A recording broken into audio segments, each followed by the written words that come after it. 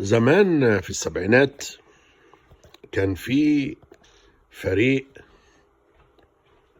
وما زال موجود يعني لغايه دلوقتي، بس هو فريق المحله. كان يعني ما اظنش انه هيجي زيه بسهوله يعني.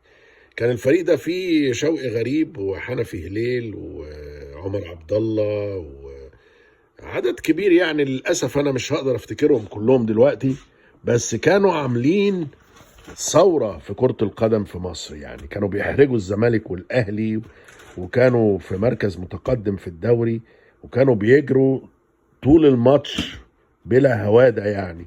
فريق كان مفاجئ جدا جدا، ولعبه أوروبي وسريع وعنيف وشوط أهو فريق بقى الرأس الأخضر زيه كده، بيفكرني بفريق المحلة في السبعينات. فربنا يستر هيعملوا معانا ايه.